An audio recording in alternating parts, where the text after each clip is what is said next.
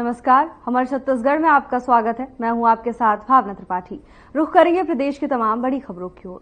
कांग्रेस महासचिव और छत्तीसगढ़ प्रभारी सचिन पायलट ने प्रेस कॉन्फ्रेंस की। इस दौरान प्रदेश कांग्रेस अध्यक्ष दीपक बैज, नेता प्रतिपक्ष डॉक्टर चरणदास महंत भी मौजूद रहे।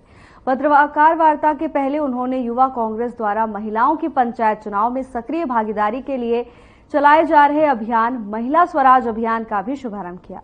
उन्होंने कहा कि राहुल गांधी की सोच है कि महिलाओं को कैसे आगे बढ़ाना है। ग्राउंड लेवल से लेकर पार्लियामेंट तक जो महिलाएं इच्छुक हैं चुनाव लड़ने की, उनके लिए ये अभियान है।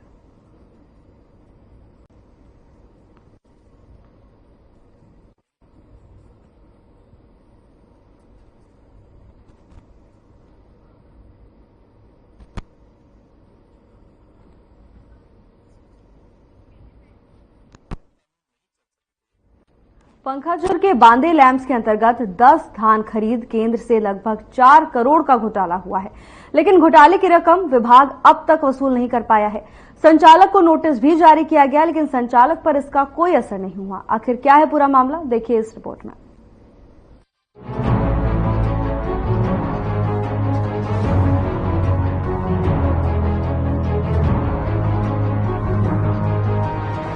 बांदे लैंप्स के अंतर्गत 10 धान खरीदी केंद्र एवं एक उप धान खरीदी केंद्र जो बांदे लैंप्स के अंतर्गत 3 समिति बांदे, कुरेनर, छोटे बेतिया से है।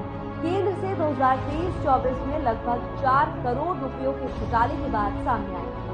1 साल बीत जाने के बाद संबंधित विभाग खानापूर्ति के लिए धान खरीदी केंद्र के संचालक को नोटिस जारी किया गया था और विभाग के संचालकों को 7 दिन के भीतर बकाया राशि जमा करने का समय दिया गया था। अब 7 दिनों की समय सीमा समाप्त हो चुकी है, लेकिन विभाग अब तक धान उपार्जन केंद्रों के संचालक पर कोई ठोस कार्रवाई करते नजर नहीं आ रहा।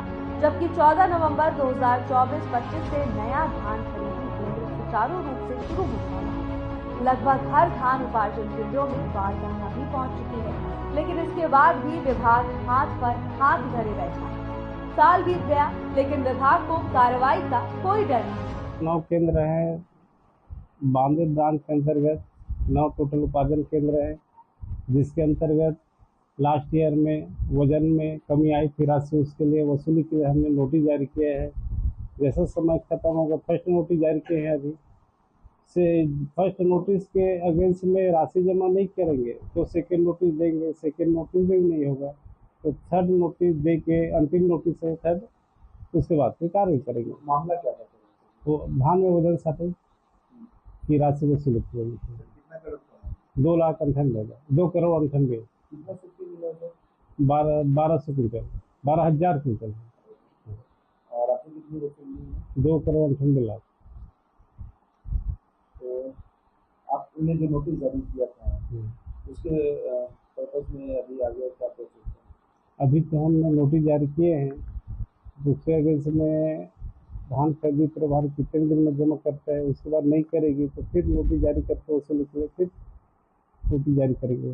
बांदे लैंप्स के अंतर्गत 10 धान खरीदी केंद्र है, जिसमें 2023-24 में बड़ा धांधली सामने है, जिसमें लगभग 4 करोड़ की जो धान की जो घोटाला है वो सामने आई। लेकिन जो धान खरीदी केंद्र के संबंधित बांदे लैंप्स के जो बड़े उच्च अधिकारी हैं, वो इतने दिन से धान खरीदी का जो ये धांधली है दबा के रखा था और अपने बहवाई के लिए पहला नोटिस जारी किया है और 7 दिन के लिए धान खरीदी केंद्र के जितना भी संचालक है उसको जो भी बकाया है उसको जमा करने की बात की गई थी। लेकिन जितना भी समय धान खरीदी केंद्र के जो संचालक है दिया गया था वो समय चले गए है और आने वाली 14 तारीख से 2024-25 में नया धान खरीदना चालू हो जाएगा। लेकिन देखने वाली बात ये है कि सरकार और विभागीय अधिकारी इस धान खरीदी केंद्र के संचालक है जितना बकाया है, जो धांधली किया है, उसको उस बकाया राशि को निकाल पाता है या नहीं,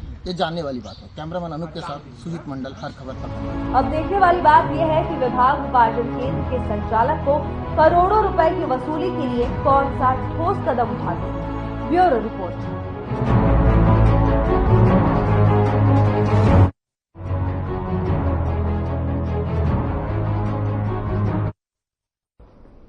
रायपुर में 3 दिवसीय राज्योत्सव का समापन हुआ।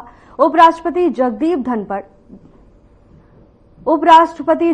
धनखड़ इसमें शामिल हुए हैं। मुख्यमंत्री विष्णुदेव साय भी कार्यक्रम में शामिल हुए हैं। साथ ही राज्य की विभूतियों को सम्मानित और अलंकृत करने का भी यह अवसर है। हम सभी का सौभाग्य है कि आज के इस समारोह में उपराष्ट्रपति माननीय श्री जगदीप धनखड़ जी उपस्थित हैं। मैं राज्य के 3 करोड़ नागरिकों की ओर से उनका हार्दिक स्वागत करता हूं। आज के कार्यक्रम में राज्य की विभूतियां माननीय उपराष्ट्रपति जी के शुभ हाथों से अलंकृत हो रही हैं। उन सभी को भी मैं बहुत बहुत बधाई देता हूं। आज अलंकृत हो रही विभूतियों में नारायणपुर के बुटलू राम माथुरा जी भी हैं। उनकी सराहना मन की बात कार्यक्रम में हमारे यशस्वी प्रधानमंत्री जी ने भी की थी। राज्योत्सव 3 करोड़ छत्तीसगढ़ियों की एकता और अखंडता का प्रतीक है। पिछले 2 दिनों में हम लोगों ने 24 वर्षों की यात्रा के दौरान छत्तीसगढ़ को मिली उपलब्धियों का जश्न मनाया, लेकिन आज का यह अवसर अपनी आगे की यात्रा के बारे में बात करने का अवसर है। विकास की नई ऊंचाइयों को छूने का संकल्प लेने का अवसर है। वर्ष 2000 में जब छत्तीसगढ़ राज्य बना तब यहां प्रति व्यक्ति आय मात्र 10,484 रुपये थी। अब यह बढ़कर 1,47,361 रुपये हो गई है। राज्य में मात्र 1,360 मेगावाट बिजली का उत्पादन होता था, जो अब बढ़कर 2,989 मेगावाट हो गई है। राज्य में मात्र 17 लाख मीट्रिक टन धान खरीदी होती थी, जो अब बढ़कर 145 लाख मीट्रिक टन हो गई है। तब मात्र 1 एयरपोर्ट था, आज हमारे प्रयासों से 4 एयरपोर्ट है। हाल ही में हमने अंबिकापुर के दरमा में मां महामाया एयरपोर्ट का शुभारंभ किया है। इसका परिणाम है कि आज बस्तर और सरगुजा जैसे दूरस्थ अंचल के लोग भी हवाई सफर कर पा रहे हैं। ये सारी उपलब्धियां राज्य के विकास के पड़ाव हैं। हमें इससे भी बहुत आगे जाना है। अगले साल हम लोग राज्य स्थापना की रजत जयंती मनाएंगे। इसके आगे की यात्रा राज्य के स्वर्णिम भविष्य के साथ स्वर्ण जयंती की ओर आगे बढ़ने की यात्रा होगी। हम विजन डॉक्यूमेंट 2047 के साथ विकास के नए लक्ष्यों को हासिल करने के लिए आगे बढ़ रहे हैं।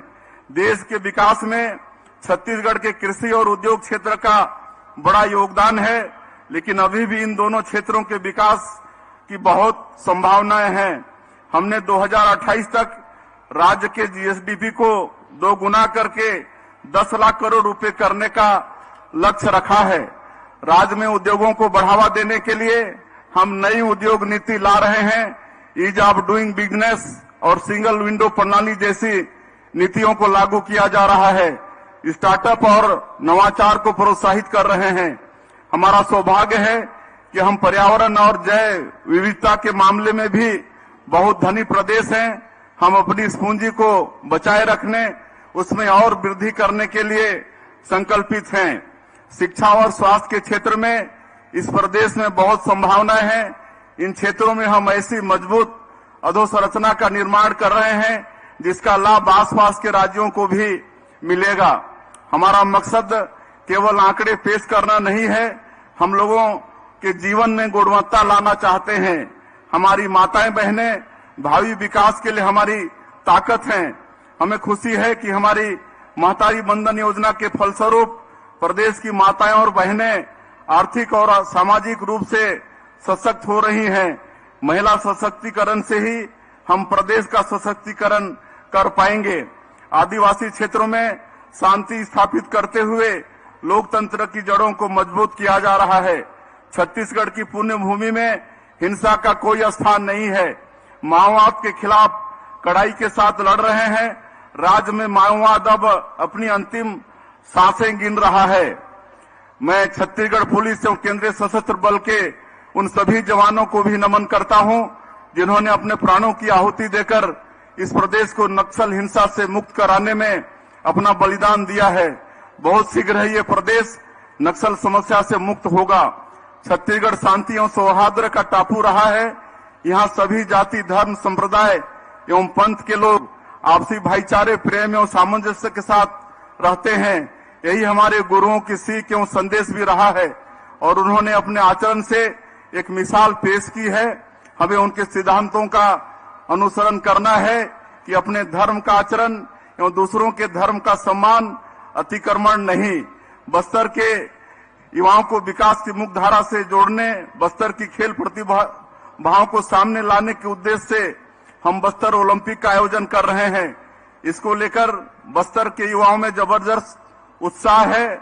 इसमें भागीदारी के लिए 1,65,000 से ज्यादा युवाओं ने पंजीयन कराया है। मैं प्रदेश के किसानों, आदिवासियों, मजदूरों, महिलाओं, युवाओं सहित समस्त नागरिकों से अपील करता हूं कि राज्य के आर्थिक, सामाजिक और सांस्कृतिक उन्नति में भागीदार बने। आप सभी के प्रयासों से विकसित छत्तीसगढ़ के सपनों को साकार करेंगे।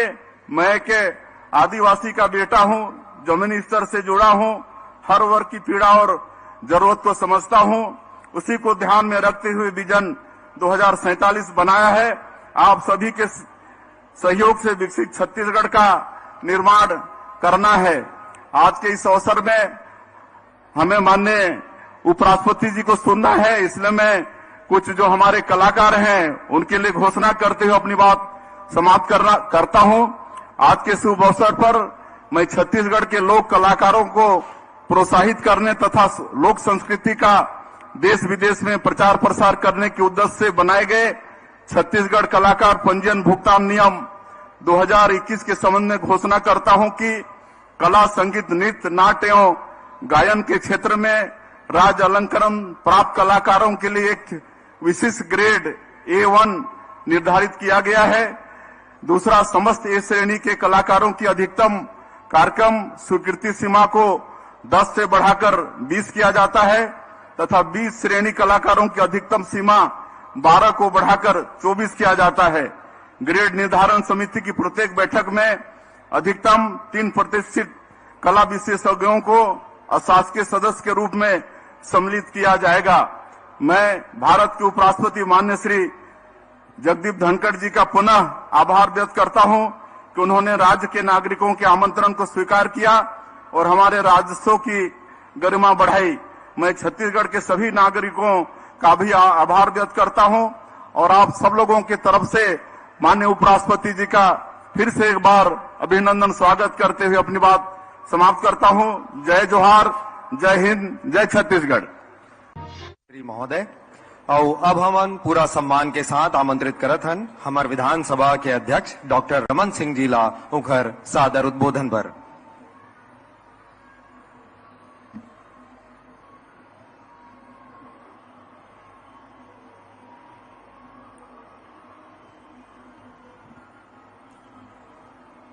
आज का ये गरिमामय आयोजन छत्तीसगढ़ राज्य के स्थापना के हम सब ने मिलकर पूरे धूमधाम से जिला से लेकर प्रदेश स्तर में स्थापना दिवस मना रहे हैं। और इस स्थापना दिवस के लिए सबसे पहले मैं उस व्यक्ति को सम्मान के साथ नाम लेना चाहूंगा जिनकी वजह से छत्तीसगढ़ का निर्माण हुआ। स्वर्गीय अटल बिहारी वाजपेयी के लिए एक बार जयकारा लगाएंगे। अटल बिहारी वाजपेयी अमर रहे। छत्तीसगढ़ बेहतारी के और छत्तीसगढ़ का ये स्थापना दिवस, ये गौरवमयी क्षण इसलिए मैं कह रहा हूं क्योंकि आज के कार्यक्रम में माननीय उपराष्ट्रपति जी यहां पे पधारे हैं। जगदीश धनखड़ जी का 3 करोड़ की आबादी वाले छत्तीसगढ़ की ओर से आप सब ताली बजा के स्वागत करेंगे। उपराष्ट्रपति जी हमारे बीच आए हैं। आज उपस्थित माननीय राज्यपाल महोदय रमेन डेका जी, हमारे यशस्वी मुख्यमंत्री विष्णुदेव साय जी, उप मुख्यमंत्री अरुण साव जी, यहां उपस्थित समस्त मंत्रीगण, विधायकगण, सांसदगण, आमंत्रित जितने हमारे साथी हैं, दूर दूर के गांव से चल के सभी का अभिनंदन, सबके लिए नमस्कार। मुझे लगता है कि एक ऐसी यात्रा जो 2000 से प्रारंभ हुई, 2000 पहले के उस स्थिति की ओर मैं नहीं जाना चाहता। कभी छत्तीसगढ़ मध्य प्रदेश का हिस्सा हुआ करता था। भाषाई आधार में जब विभाजन हुआ तो हम मध्य प्रदेश के नए राज्य में गए और उसके पहले सीपीएन बरार छत्तीसगढ़ की राजधानी होती थी। मगर मोदी जी ने, माननीय अटल बिहारी वाजपेयी जी ने जब नए राज्यों के निर्माण की बात हुई तो सबसे पहला राज्य छत्तीसगढ़ उन्होंने घोषित किया। 24 साल की यात्रा हमारी पूरी हो चुकी है। छत्तीसगढ़ के इस 25 साल की यात्रा में मैं समझता हूं रायपुर और रायपुर के साथ साथ पूरे छत्तीसगढ़ के विकास की एक नई गाथा लिखी गई है। अभी माननीय मुख्यमंत्री जी विकास की उन बातों की ओर इशारा कर रहे थे जिस दिशा में छत्तीसगढ़ चल रहा है। छत्तीसगढ़ अकेला देश है हिंदुस्तान में जिन्होंने सबसे पहले खाद्यान्न सुरक्षा बिल लाया। 65 लाख गरीबों को 1 रुपया किलो चावल देने की योजना छत्तीसगढ़ में शुरू हुई। कौशल उन्नयन को अधिकार बनाया हमने गांव के विकास के लिए, गांव-गांव में सड़कों की कनेक्टिविटी, शहर के विकास के लिए। इस पूरी यात्रा में हमारे प्रधानमंत्री जी की और एक बात जो हमेशा मुख्यमंत्री जी दोहराते हैं, छत्तीसगढ़ के सभी व्यक्ति दोहराते हैं, जब हमने बनाया है तो हम ही संवारेंगे। छत्तीसगढ़ की भाग्य लिखने के लिए विष्णुदेव जी सहाय को, उस गति को आगे बढ़ाने के लिए यह मौजूद है।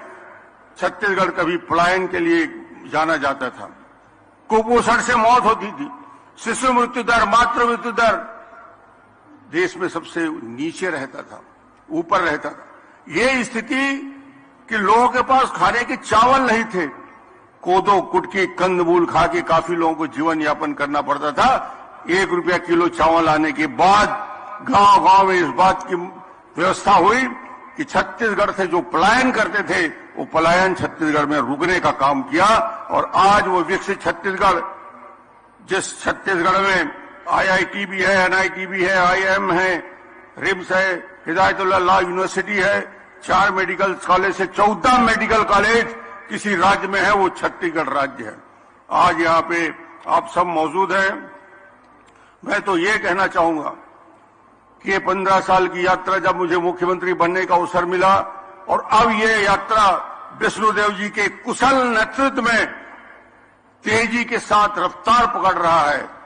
और जब प्रधानमंत्री जी बोलते हैं 2047 में हिंदुस्तान दुनिया का सिरमौर होगा, पहले और दूसरे संख्या में विकसित इकोनॉमी होगी, उसी के संदर्भ में विष्णुदेव साय जी कहते हैं कि जब 2047 आएगा, आजादी के 100 साल पूरे करेंगे, उस समय ही छत्तीसगढ़ हिंदुस्तान के 3 विकसित राज्यों की दिशा में पहुंचेगा, तीसरा बेहतर राज्य बनेगा। ये छत्तीसगढ़ की ताकत है। आज हम सबको, हमारे अतिथियों को सुनना है। मैं तो सिर्फ आप सबके स्वागत के लिए कि इस प्रकार के राज्योत्सव हर जिले में जिस धूमधाम से उत्साह के साथ लोगों की भागीदारी हो रही है, निश्चित रूप से छत्तीसगढ़ उस विकास को और आगे ले जाएगा, जन आकांक्षाओं को पूरा किया जाएगा। आप सभी का बहुत बहुत धन्यवाद। बहुत बहुत धन्यवाद माननीय विधानसभा अध्यक्ष महोदय आपके संबोधन के लिए। और अब पूरे सम्मान के साथ हम आप सभी को संबोधित करने के लिए आमंत्रित कर रहे हैं माननीय राज्यपाल श्री रमेन डेका जी को। माननीय राज्यपाल महोदय। नमस्कार। Shri Jagdeep Dhankhar ji, honourable president, vice president of India, Shri Vishnudeo Sai, honourable chief minister of Chhattisgarh, Shri Arun Sao, honourable deputy chief minister Chhattisgarh, doctor Raman Singh, honourable speaker Chhattisgarh legislative assembly, honourable यहाँ उपस्थित मंत्रीगण, सांसदगण और विधायकगण, भाइयों और बहनों,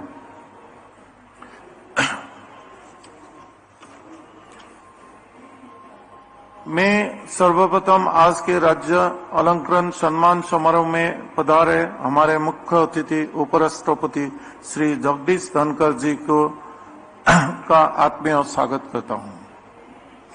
उनकी गरिमामयी उपस्थिति से हम सब अभिभूत हैं। छत्तीसगढ़ राज्य स्थापना दिवस पर आयोजित राज्योत्सव के समापन कार्यक्रम एवं राज्य अलंकरण सम्मान समारोह में शामिल होते हुए मुझे अत्यंत खुशी हो रही है। आप सभी को मैं छत्तीसगढ़ राज्य स्थापना दिवस की हार्दिक बधाई देता हूं। राज्य स्थापना दिवस के अवसर पर आज 37 प्रकार के सम्मान जो दिए जा रहे हैं उनके विजेताओं को भी मैं हार्दिक बधाई देता हूं। मुझे आशा है कि इन पुरस्कारों से दूसरे लोगों को हर क्षेत्रों में उल्लेखनीय कार्य करने के लिए प्रेरणा मिलेगी और वे भी छत्तीसगढ़ के देश में विशिष्ट पहचान बनाने में सहभागी होंगे। इस अवसर पर मैं देश के पूर्व प्रधानमंत्री स्वर्गीय श्री अटल बिहारी वाजपेयी का पुनः स्मरण करता चाहता हूं, जिन्होंने छत्तीसगढ़ राज्य का निर्माण किया था। हम सभी ने 3 दिनों तक छत्तीसगढ़ की संस्कृति, परंपराओं और विकास की यात्रा का उत्सव मनाया। यह राज्योत्सव हमें हमारे महान प्रदेश के उपलब्धियों और उन सपनों का याद दिलाता है जिन्हें हम सब मिलकर साकार कर रहा हूं। ऐसे आयोजन हमारे संस्कृति से जुड़ने का माध्यम भी है तथा यह हमारी परंपराओं के पुनर्जीवित भी रखते हैं। मैं यहां आमंत्रित सभी कलाकारों का स्वागत करता हूं।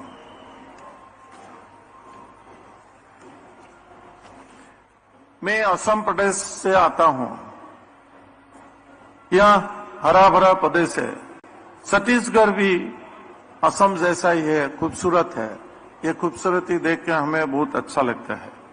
छत्तीसगढ़ का 44% हिस्सा वनों से घिरा हुआ है।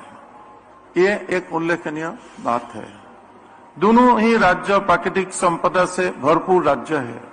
प्रकृति के साथ संतुलन बनाए रखने हुए छत्तीसगढ़ के विकास पथ पर सतत आगे बढ़ने वाला मैं मुख्यमंत्री श्री विष्णुदेव साय को प्रशंसा करता हूं और उन्हें बधाई देता हूं।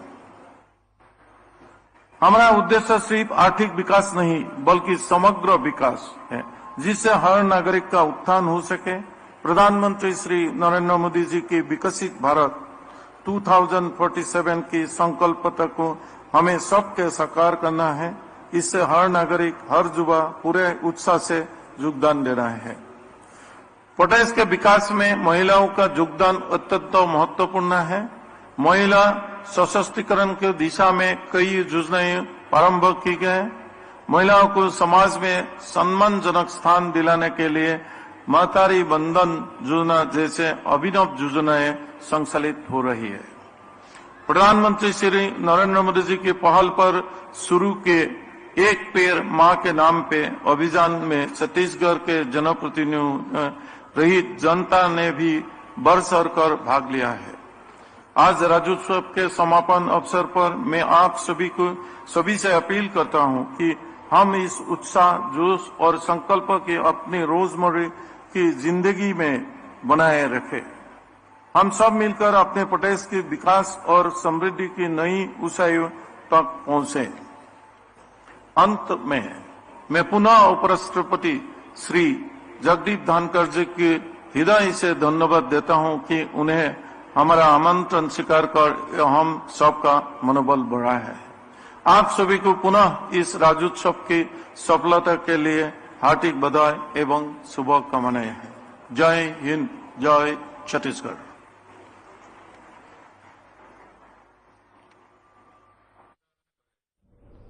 फिलहाल के लिए बस इतना ही। जल्द हाजिर होंगे नई अपडेट्स के साथ। नमस्कार।